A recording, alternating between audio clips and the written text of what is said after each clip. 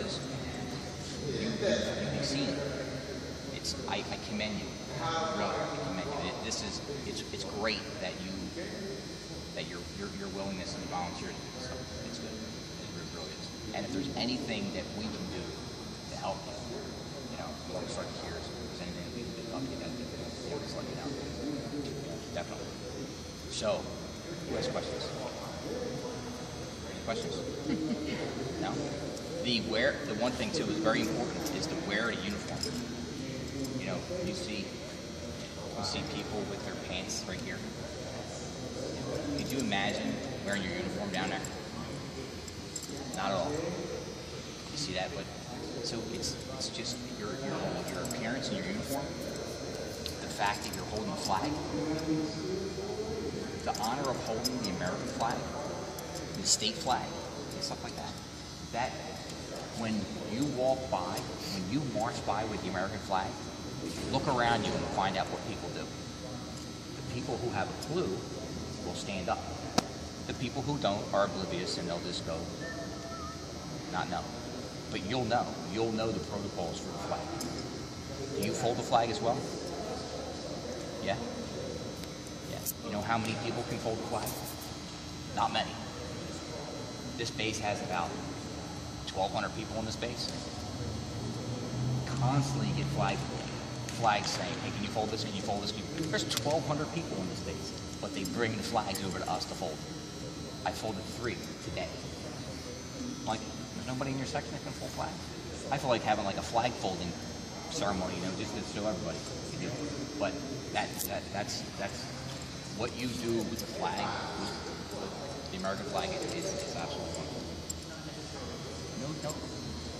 Oh, you got the light one. Oh, you're raising your hand. I thought you were resting your arm. Go ahead.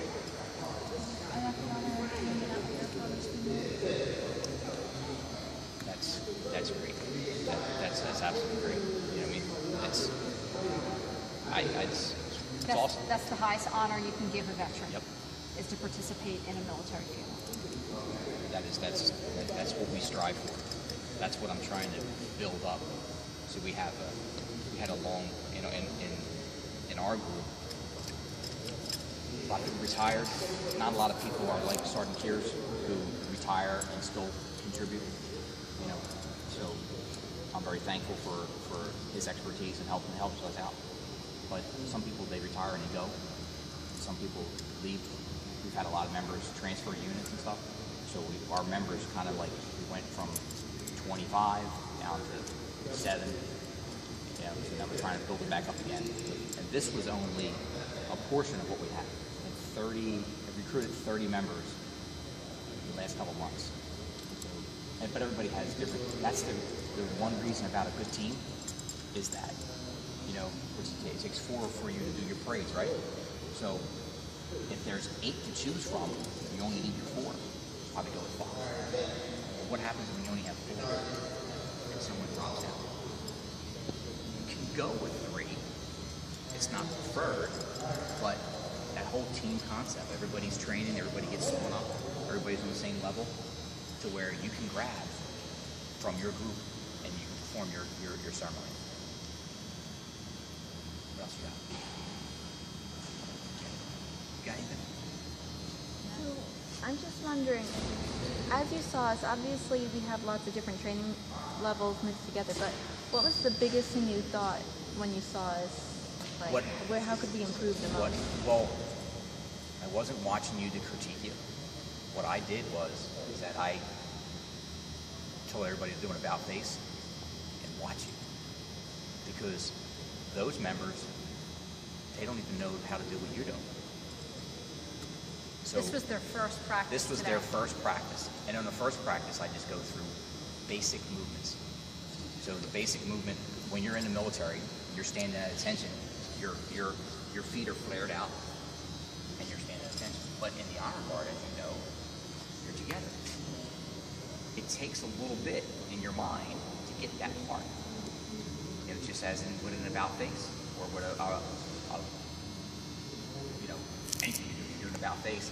Normally you just come around like that, but as you know, the honor guard, slow, precise. There.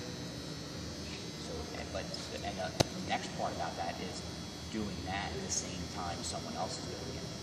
So your peripheral vision is there. So when someone's turning, you're kind of turning with them.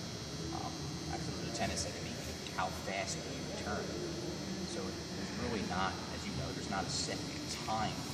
It's as your team. As your team, you train together, you can perform together, so you know everybody's timing. Sometimes there's events that are really high profile, and you start speeding up. You know, that I've had that happen. And it's like, yo, slow down. What are you doing? So, you know, you're looking at your peripheral, you see that, you see the flag start coming up faster, and it's like, slow down, slow down. You know, talking out the side of your mouth. You know, the whole idea of setting that flag up to try to knock the hat off the person next to you. Anybody tell you that? You set the flag, you got the flag, you know? That's what we try to do. Go to bring a flag now, you tuck the flag behind you, throw it behind you, try to knock the hat off the guy. We don't do it, but it's just like we try to do it. So what's the difference in levels? Who has the most experience? Who has the, Is there who's an the age longest? difference? Are you guys different ages? Different ages, yes. We have what? 13? I'm 13. And then 17. The older than 17. 18? How long have you been doing it? This is my fourth year in high school. Awesome. So let me present an idea to you, okay? So in the military, now I'm talking about the military across the board, Army, Navy, Air Force, Marines, Coast Guard, okay? Do you know what the percentage is of the population that serves in the United States Armed Forces? Anybody know? Something like 3, I think. It's 1%. 1% of the total population wears a uniform, some type of military uniform. Now think of yourselves, okay? Think of your peers across the country. What do you think that percentage is of kids who make the commitment to do what you're doing today? Remember I was talking about that bar? Because let's face it, in this day and age, it's not cool to be disciplined and then to come in here and carry around flags and to do what you're doing, right? It's not. I bet you that percentage is low, which should make each and every one of you very proud that you have made the commitment to come in here on your time, on a Saturday, and do this. Because in the future, when you make your decisions about life, this very thing is going to set you above your peers. I can promise you that. It will completely set you above your peers because you already understand the idea of commitment and dedication and loyalty where other kids don't. Just think of this too, like when you're going to go put in for a job application. I tell my new recruits to come in, not honor guard, just basic military members. When you have on your application that you're in the military, your employer automatically knows that you're a step up. First, they know you're disciplined. They know you can take orders and lead people. When you join the military, when you're doing a military function, they already know that you're above the norm. Because you can take orders, you can give orders, you're well disciplined and stuff like that. So even if I know you're not out working, but you might be working, but you put down on your application, I don't know if you have a job or in a job, but you have on your application that you did ROTC, you're already a step up. If you go to basic training, and when you go to basic training, you're supposed to not tell them anything because that's just smart. You know what I mean? Like you don't say anything. That way they don't kind of pick you for like, hey, what are you doing? They try to get stuff out of people, and as soon as they find out a trainee has ROTC, you're going to be in charge of something.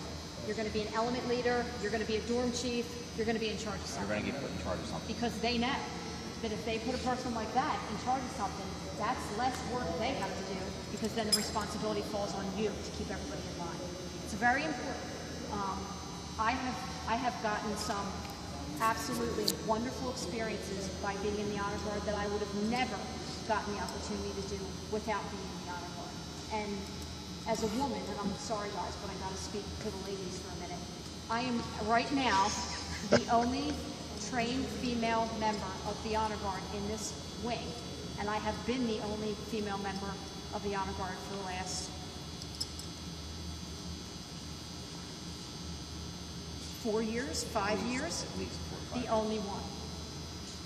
Who just won the Honor Guard Member of the Year this year and is going to the state. So it's important. It's important, and it's pretty great, I gotta tell you.